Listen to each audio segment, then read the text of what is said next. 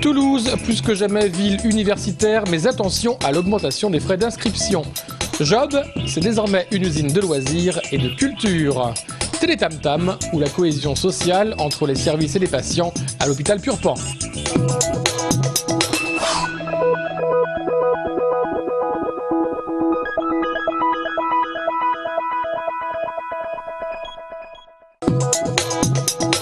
Toulouse a toujours la cote auprès des étudiants. Plus de 117 000 jeunes se sont inscrits cette année dans l'enseignement supérieur et la recherche. Mais le tableau n'est pas tout à fait rose pour le syndicat étudiant l'UNEF qui dénonce l'augmentation du coût de la vie étudiante. Une augmentation qu'ils chiffrent à plus 4,1%.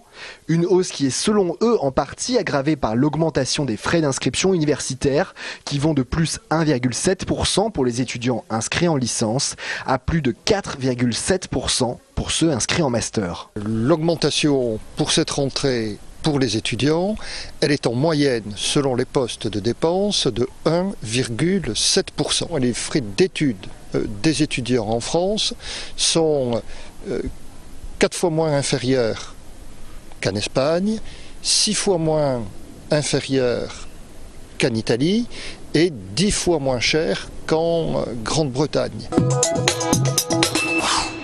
2001, l'usine Job est en liquidation judiciaire. 2011, le bateau amiral est à nouveau à flot. C'est un quartier, celui des 7 deniers et la ville de Toulouse, qui ont voulu une transmission de la mémoire ouvrière. On a restitué aux gens ce site qui allait être rasé. Je salue les architectes parce qu'ils ont vraiment respecté notre idéal des habitants et des salariés. Ils ont compris l'histoire, l'origine de ce bâtiment et ils en font vraiment un futur qui est très très bien, remarquablement fait. Ouais. C'est à nouveau un lieu de vie avec le transfert de la MJC des Ponts Jumeaux, une salle de spectacle mutualisée, une piscine avec un bassin de 25 mètres et une école de musique avec studio d'enregistrement. Autour des musiques actuelles, de toute façon, on était les seuls à avoir vraiment une offre très très complète, à la fois pour de la pratique amateur et pour de l'enseignement, pour des gens qui se dessinent professionnellement à ces musiques.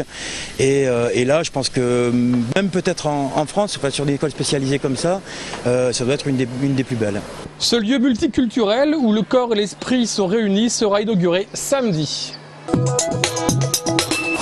On ne parle que des retraités sous forme de charge. On dit que la retraite coûte cher, on dit que la dépendance coûte cher. On a toujours l'impression qu'on coûte cher à la société. Et c'est pour essayer de faire taire les préjugés que les retraités CFDT ont organisé le premier forum des talents samedi à Rabastens.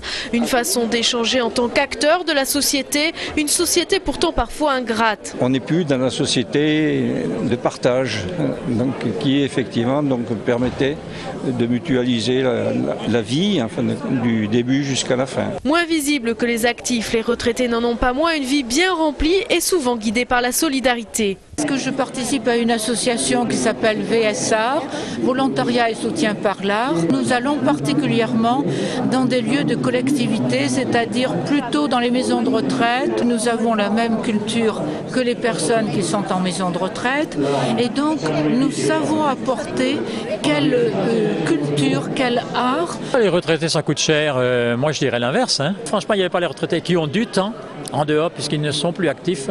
Il y aurait beaucoup de choses qui n'existeraient pas. Retraités certes, mais actifs et réactifs.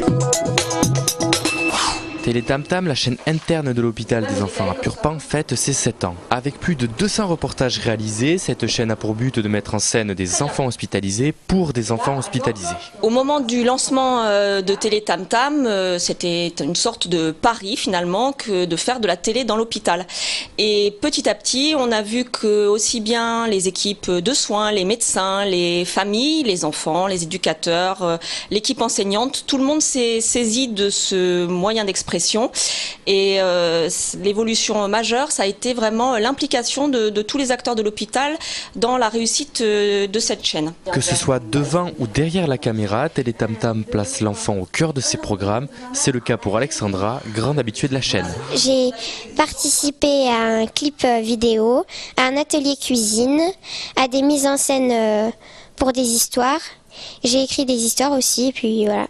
La chaîne suscite toujours l'enthousiasme du personnel et des familles et permet à l'enfant de se mettre en valeur et d'oublier en partie pourquoi ils sont là.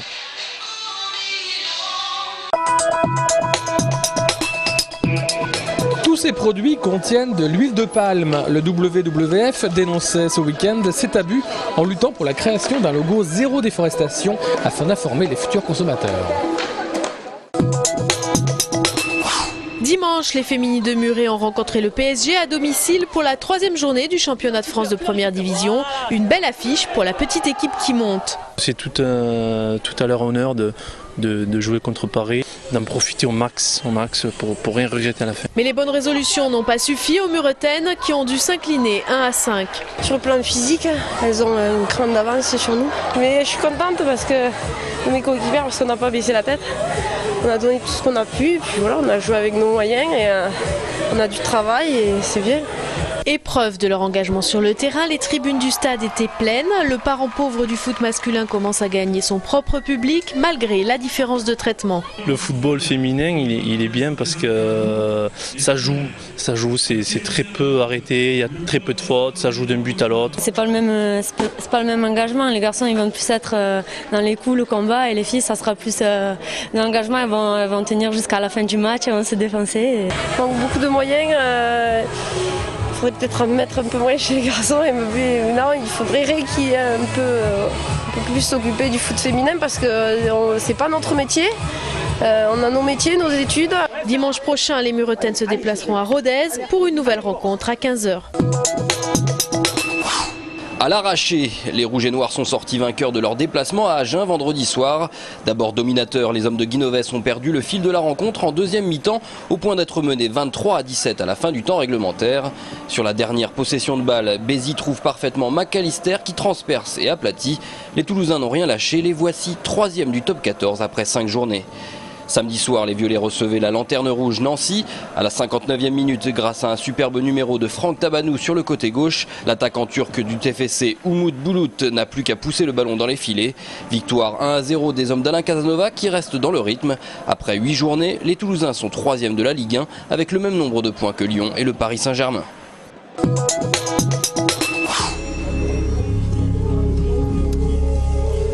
Depuis 2001, le photographe Frédéric Scheiber a fait d'AZF l'un de ses chevaux de bataille. Au fil des ans, il a couvert l'événement sous différents angles, témoignant de sa violence, mais aussi des luttes qu'il a générées.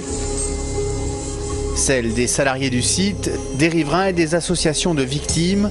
À l'occasion de la commémoration des 10 ans, son travail de photojournaliste est à voir boulevard Matabio chez Numérifote. L'après AZF est exposé jusqu'au 30 septembre prochain.